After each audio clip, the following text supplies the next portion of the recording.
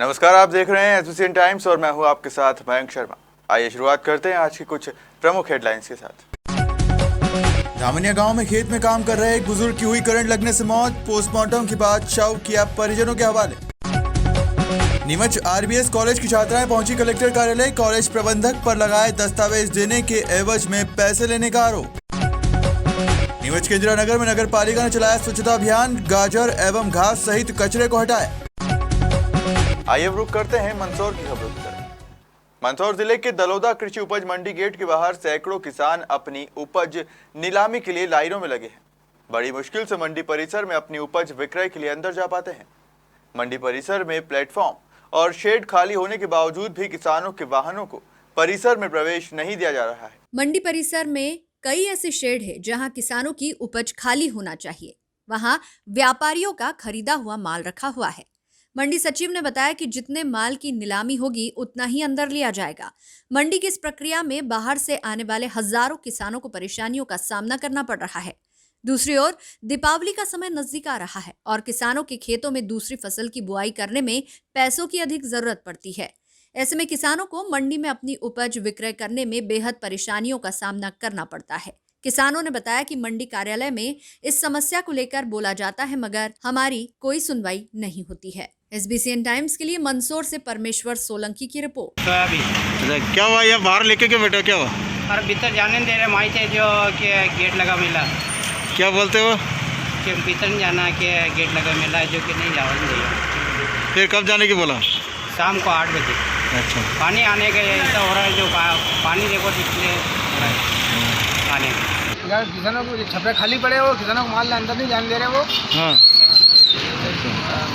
बाहर ही रखे थे, सब किसान बाहर खड़े हैं सब छपरे में व्यापारी। तो आपने वो छपरे में व्यापारी माल पड़ा है, कुछ मंडी अधिकारी को जाके बोला कि आपने कहीं छपरे कुछ खाली भी पड़े, बाकी नहीं जान दे रहे अंदर। नहीं, आपने ये मंडी में कार्यालय में जाके बोला क्या? कार्यालय में क्या कोई सुनता ही नहीं सर, यहाँ कौन सुनता है? कोई सुनता ही नहीं आपकी। पेमेंट सेम डे होता है हमारे यहाँ, नगद भुगतान होता है पूरा, और नीलामी हम प्रयास करते हैं ज़्यादा से ज़्यादा हो। सीजन का टाइम है इसलिए प्रेशर रहता है हर मंडी में, ये समस्या है। सर, मंडी परिसर में यहाँ पे छपरे भी खाली पड़े हैं कई, और कई व्यापारियों का भी माल पड़ा हुआ है। तो इसमें जो वेट कर रहे हैं वो वाहन अंदर लग करके अगर नीलामी की जाए तो उनको जल्दी नहीं, नीलामी हम अंदर इसलिए लेते हैं, हमारे यहाँ शेड में भी नीलामी हो रही, 2 शेड में ऑलरेडी माल भरा हुआ है, नीचे भी है। अब ये मौसम आए दिन खराब होता रहता है इसलिए हम नीचे की रिस्क नहीं लेते हैं, किसान का नुकसान होता है।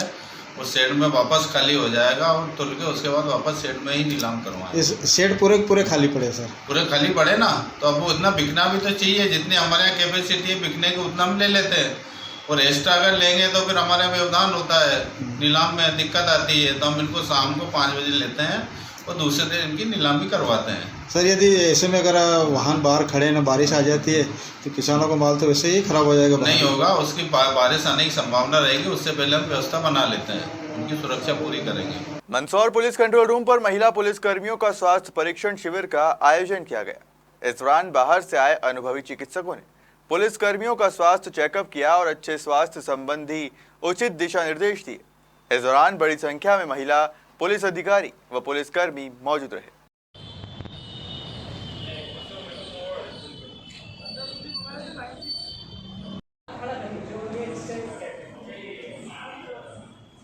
कंसेप्ट आपको समझा कब शाइन उतर जाएगी। तो जो आप लोग फूड आइटम चूज करते हो वो होता है नकली, मतलब उसकी आप एग्जांपल से समझ रहे हैं, ठीक है।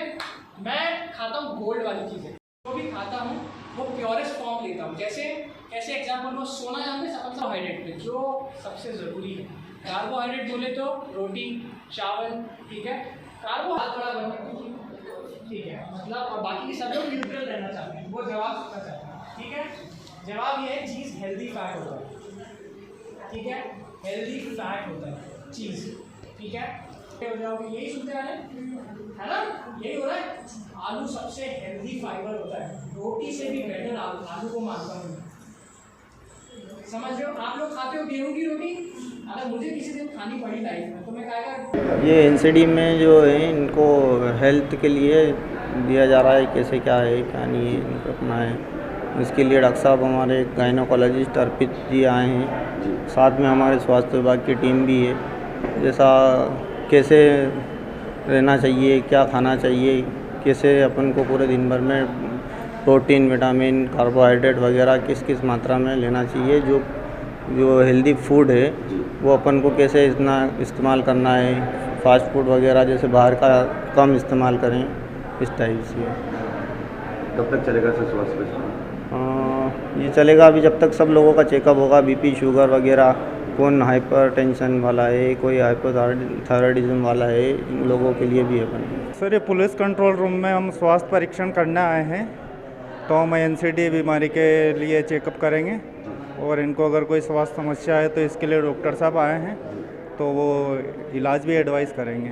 क्या समझाई दी जा रही है सर, क्या गाइड किया जा रहा है? और इनको बताया जा रहा है हेल्थी फूड में क्या लेना चाहिए, क्या अवॉइड करना चाहिए, क्या प्रोटीन, कार्बोहाइड्रेट या फैट्स वगैरह की मात्रा कितनी आवश्यक है बॉडी के लिए, वो सारी हेल्थ एजुकेशन दी जा रही है। कब तक चलेगा सर ये सारा जब स्टाफ चेक हो जाएगा तब तक चलेगा। कौन से विभाग द्वारा दिया जा रहा है? ये स्वास्थ्य विभाग डिस्ट्रिक्ट हॉस्पिटल द्वारा, और ये बाहर से कोई डॉक्टर आए हैं तो डाइट एजुकेशन दे रहे हैं। नारायणगढ़ थाने में बढ़ती चोरी की घटनाओं के बाद क्षेत्रवासियों में पुलिस के खिलाफ जमकर आक्रोश है। पुलिस 13 दिन में हुई 6 चोरी की घटनाओं का अब तक खुलासा नहीं कर पाई है। नारायणगढ़ युवक कांग्रेस ने थाने का घेराव कर चोरी के मामलों का जल्द खुलासा करने की मांग की है। युवक कांग्रेस नारायणगढ़ द्वारा बढ़ती चोरी की घटनाओं को लेकर थाना TI के खिलाफ आक्रोश व्यक्त किया। युवक कांग्रेस ने थाने का घेराव कर मामले में आक्रोश व्यक्त किया।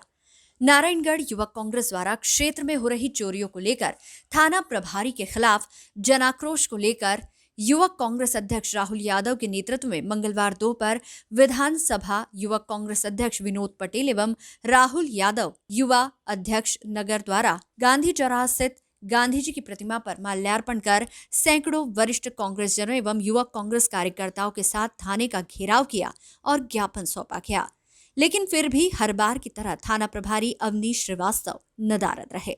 नाराज युवक कांग्रेस द्वारा ज्ञापन थाना परिसर स्थित बालाजी मंदिर में बालाजी को अर्पित कर TI की सद्बुद्धि की कामना की। गौरतलब है कि नारायणगढ़ थाना क्षेत्र में चोर बेखौफ है। रात तो क्या दिन में चोरी की वारदातें हुई, लेकिन पुलिस अब तक एक भी मामले का खुलासा नहीं कर पाई।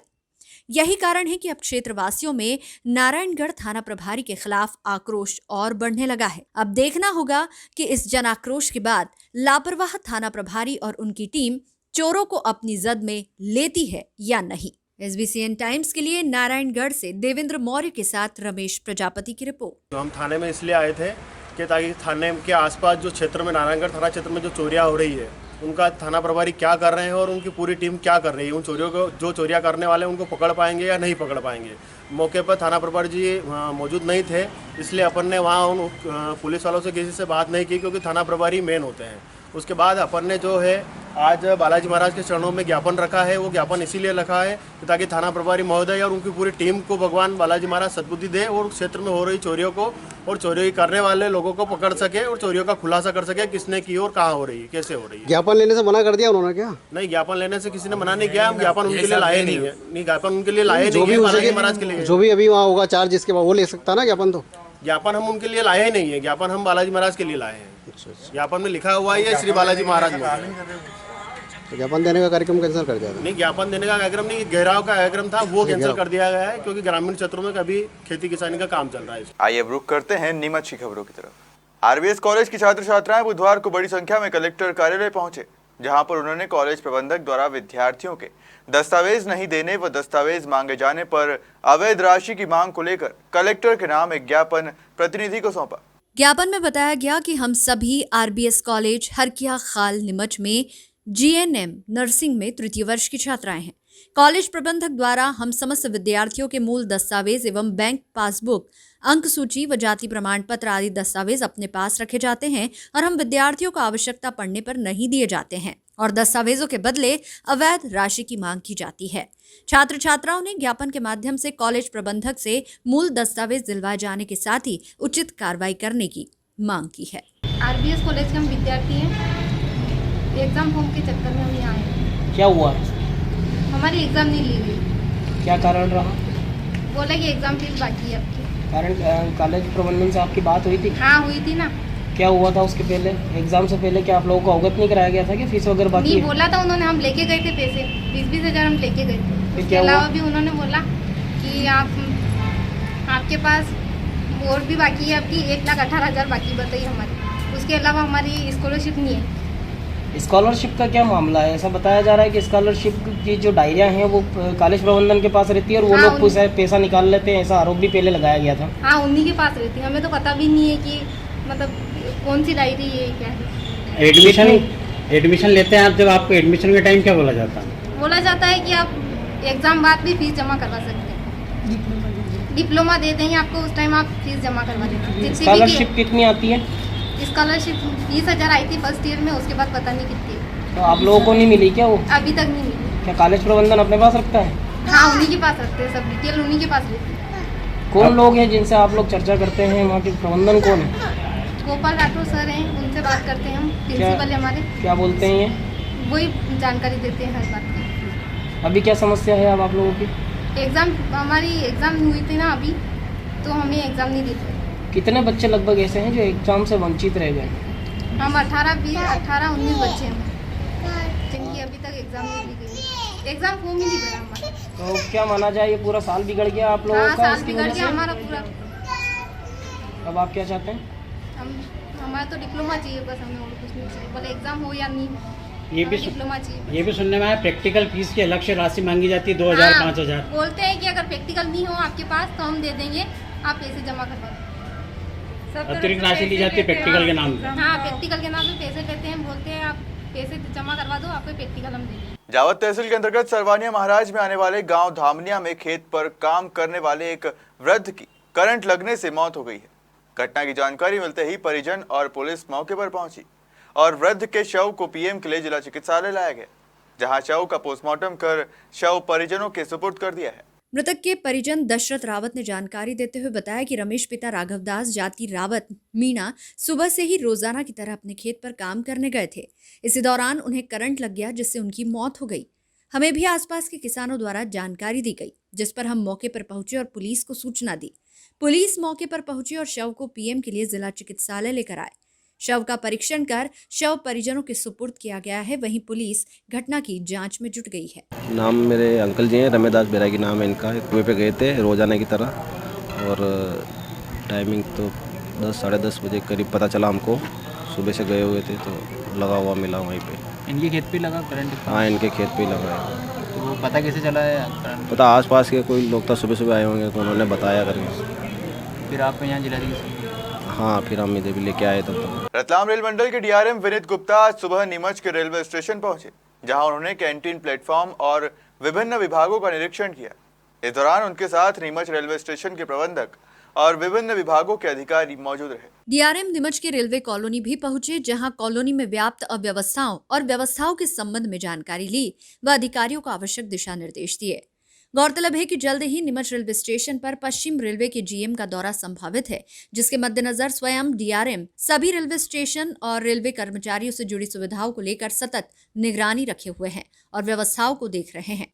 डीआरएम ने रेलवे कॉलोनी स्थित गार्डन का भी अवलोकन किया और उसमें आवश्यक व्यवस्थाएं जुटाने के निर्देश अधिकारियों को दिए। इस दौरान नीमच रेलवे स्टेशन पर पूर्व नगरपालिका अध्यक्ष राकेश जैन के साथ बोहरा समाज के प्रतिनिधियों ने भी डीआरएम से मुलाकात की और बोहरा समाज के धर्मगुरु सैयदना साहब के नीमच दौरे पर उनका रेलवे स्टेशन पर स्वागत करने के लिए अनुमति के लिए पत्र भेंट किया। आज मैं एक्चुअली रतलाम से लेकर नीमच तक का मैंने ट्रैक का इंस्पेक्शन किया है और आज का खास पर्पस था नीमच में आके कॉलोनी का और यहाँ की जो आसपास की सुविधाएं उसका निरीक्षण करना। तो जैसा कि आपने देखा वो सारा निरीक्षण किया गया है और उचित आदेश दिए गए हैं। श्रीमान, यहाँ पर क्या कुछ कमियाँ या अपन क्या कुछ नया कर सकते हैं? हाँ, जैसे कमियाँ तो कुछ हैं, वो कमियाँ को दूर करने के लिए बताया गया है। ख़ास तौर पे सारी जो जोर है हमारा वो सफाई व्यवस्था पे है। ड्रेन है वो साफ़ रहनी चाहिए, कॉलोनी में जो बिल्डिंग में साफ़ सफाई है वो मेंटेन होना चाहिए और जो बेसिक सुविधाएं हैं जैसे घर में पानी आना, बिजली आना और उसका टॉयलेट ठीक होना, बाथरूम ठीक होना, इन सब पे विशेष ध्यान दिया जा रहा है। सर, यहाँ पे आपने गार्डन का और खेल मैदान का भी इंस्पेक्शन किया है, तो क्या कुछ आपके द्वारा निर्देश? गार्डन में इम्प्रूवमेंट काफ़ी कर लिया गया है। जो छोटी मोटी चीज़ें उसमें कुछ बच्चों के लिए और खेलने के लिए उपकरण लगाने की व्यवस्था की जा रही है। और जो रेलवे ग्राउंड है उसको टचअप करके और इम्प्रूव किया जाएगा, जिससे कि हम उसको व्यावसायिक रूप में बुकिंग कर सकें। श्रीमान, आज बोहरा समाज के भी कुछ लोग आपसे मिलने आए हैं, तो क्या कारण है? कल यहाँ पे बोहरा समाज के धर्मगुरु हैं सैयद सैयदना जी, वो आने वाले हैं। उस सिलसिले में वो कुछ स्टेशन पे उनका सम्मान करने की परमिशन लेने आए थे, उस सिलसिले में बात हुई है। दीपावली का पर्व नजदीक है, जिसकी तैयारियां जोरों शोरों पर शुरू हो गई है। दीपावली पर आतिशबाजी को लेकर फटाका बाजार क्रमांक 2 स्कूल के मैदान में सजेगा। इस बार फटाका दुकानों के लिए ऑनलाइन आवेदन आमंत्रित किए गए थे। पटाखा दुकानों के लिए नगरपालिका सब इंजीनियर ओपी परमार कर्मचारियों के साथ क्रमांक 2 मैदान पर पहुंचे, जहां उन्होंने चूने से लाइनिंग करवाकर पटाखा दुकानों के लिए लेआउट किया। सब इंजीनियर ओपी परमार ने बताया कि इस बार 100 से अधिक पटाखा दुकानें यहां लगना है। उन्होंने बताया कि लॉटरी सिस्टम के आधार पर दुकानें आवंटित की जाएगी। परमार ने कहा कि 10 बाय 15 की दुकान बनेगी और 6 बाय 6 दुकानों का ब्लॉक रहेगा। दुकानें 3 शेड की रहेगी। यहाँ सुरक्षा की दृष्टि से अग्निशमन यंत्र खड़ा रहेगा और एक पूछताछ कार्यालय भी बनाया जाएगा। नीमच शहर के महू रोड स्थित पेट्रोल पंप के सामने आज अवैध बाउंड्री वॉल के निर्माण को लेकर छोटे व्यापारियों में आक्रोश देखा गया। बाउंड्री वॉल के निर्माण के शुरू होते ही मौके पर विवाद की स्थिति बन गई। इधर जिस मार्ग से सालों से छोटे व्यापारी आवागमन कर रहे हैं, उस मार्ग पर बाउंड्री वॉल के निर्माण को व्यापारियों ने अवैध बताया और कहा कि इससे हमारे आने जाने का रास्ता ही बंद हो जाएगा। वहीं स्थानीय छोटे व्यवसायियों ने बाउंड्री वॉल के अवैध निर्माण को लेकर कैंट थाना पुलिस व तहसीलदार कार्यालय में भी शिकायती आवेदन सौंपते हुए न्याय की मांग की। इधर शिकायत के बाद कैंट पुलिस भी मौके पर पहुंची और बाउंड्री वॉल के निर्माण को रुकवाया गया। वहीं नीमच नायब तहसीलदार पिंकी साठे ने जानकारी देते हुए बताया कि शाम को आवेदन प्राप्त हुआ है। सुबह पटवारी मौके पर जाकर निरीक्षण करेंगे और शिकायत का समाधान किया जाएगा। सर, ये अवैध निर्माण है। ये 30 वर्ष से हम यहीं हैं। हमारा मालिकाना हक है हमारी ज़मीन पे, और रास्ता था जहाँ 2 ट्रकें निकलती थी। अब ये निर्माण कार्य कर रहे हैं। 5 फीट का रास्ता बचा हुआ पड़ा है, तो इसलिए हम आगे कार्रवाई करने की सोच रहे हैं। क्या किस प्रकार का निर्माण कर रहा है? कौन व्यक्ति अचानक से आज हुआ क्या? ये सचिन कसेरा है, और वो अपनी बॉर्डर की ब्रेक कास्ट बोलते हैं इनको, ब्री कास्ट ये लगा रहे हैं, तो ये रास्ता बंद हो रहा है। तो क्या ये कितने सालों से रास्ता है? सरकारी रास्ता है क्या है? ये 30 सालों से है और खसरा नंबर है ये 56, और ये गवर्नमेंट की शासकीय भूमि। हमारे पास नक्शे हैं और पटवारी के वो हैं 5 साल का खसरा है, उसमें सारा लिखा हुआ है। क्या कहीं शिकायत भी करी आपने? क्या स्थिति है? शिकायत तो सर अभी तक की नहीं है। इसके पहले जो पीछे वाले कर रहे थे उसमें शिकायत की, उन्होंने छोड़ दिया। फिर सीएम हेल्पलाइन भी किया था, कलेक्टर महोदय को भी दी थी, और तहसीलदार बसंत जी साठे को भी दी थी।